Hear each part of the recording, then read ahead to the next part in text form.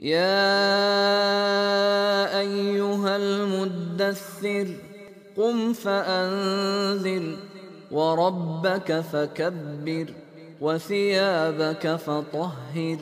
والرجز فاهجر ولا تمنن تستكثر ولربك فاصبر فإذا نقر في الناقور فذلك يومئذ يوم عسير على الكافرين غير يسير ذرني ومن خلقت وحيدا وجعلت له مالا ممدودا وبنين شهودا ومهدت له تمهيدا